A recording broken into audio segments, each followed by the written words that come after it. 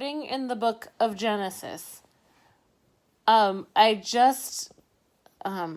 told Tim the story of Abraham and Sarah, how there's like so much dirty work going on in this Bible. And so, like, Abraham, like, I don't know, Sarah was super old anyway, but he, like, when she was younger, went to the Egyptians and they're like, dang, your wife is hot. And so he's like, no, that's not my wife. That's my sister. And so they're like, cool. And someone slept with her. Don't remember who that was. And then afterwards found out that it was his wife. And he's like, dude, you got to take her and get out of here. You just made me commit adultery by lying. And so then obviously Abraham is not, he is Abram at this point. Abram is not like out of God's good graces for his dirty deed. And eventually, like, he makes God proud, and he's like 100 or 300 or some, I don't know how many years old, but he's old, Sarah's old, like her womb should be like a shriveled up raisin, and then God's like, I will bless you with a son, and gives him Isaac. Now, Isaac is like, I don't know, 20 some, and God's like, yo, Abraham, now that you're in my good graces, I want you to kill your son. Offer him up as a sacrifice. And so Abraham's like, dude, I got you. So he goes up and he cuts a bunch of wood and he gets some of his servants and they haul ass 3 days down the road and he builds this altar to sacrifice his son, and like he makes his son carry the damn wood. But you know, Isaac's like, God loves me. I think this has a good ending. And so then he like ties up his son Isaac, ready to offer him, and God's like, whoa, hold up. Go get that ram, put that ram on the fire, and burn his ass. And so then Isaac is obviously free, and they go home.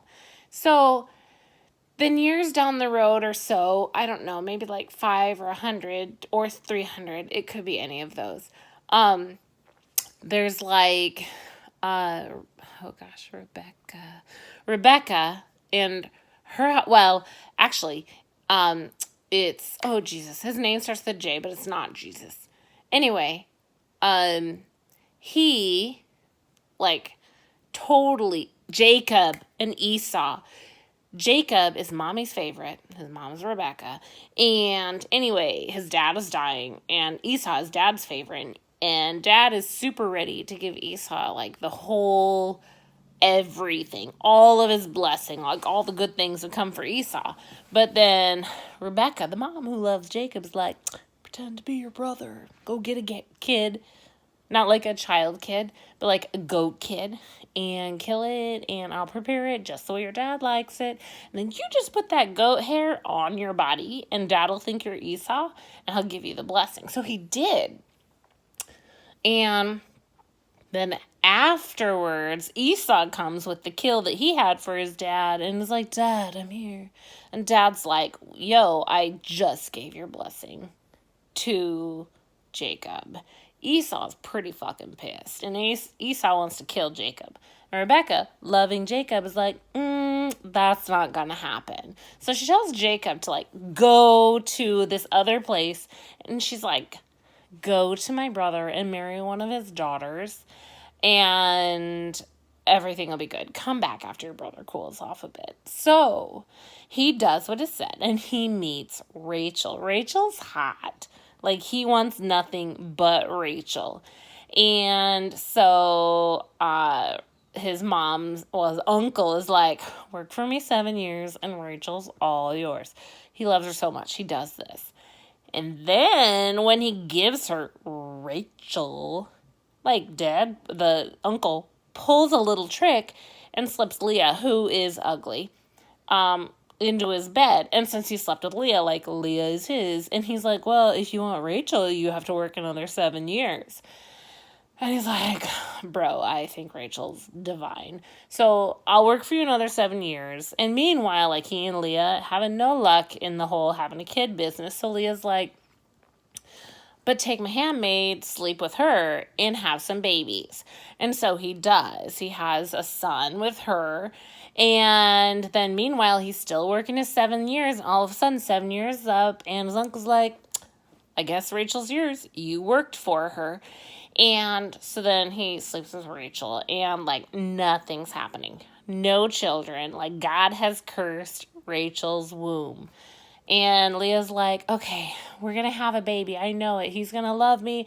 And Leah actually bears a son, and she names him something that means something important.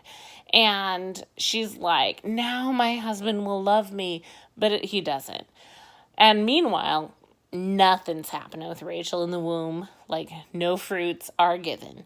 And so then Leah, in the meantime, births 2 more sons. So she has a total of 3 sons. And she's like, now he'll love me. And he still doesn't. Meanwhile, still Rachel, raising womb.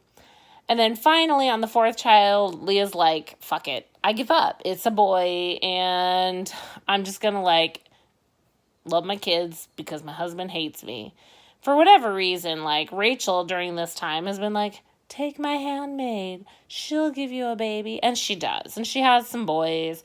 And then all of a sudden, Rachel's womb freshens up. And she has some boys too. Somewhere there's a Dinah. She's not in the kitchen. But she's a daughter of Leah's. And, like, she gets raped years down the road, which is a sad story. And, like, all of her brothers are ready to, like, whoop ass. Like, nobody's raping Dinah without them coming after them. But I got ahead of myself in the story. So anyway, eventually, Jonah has 12 sons. And the youngest of them is, well, not the youngest. The youngest is Benjamin.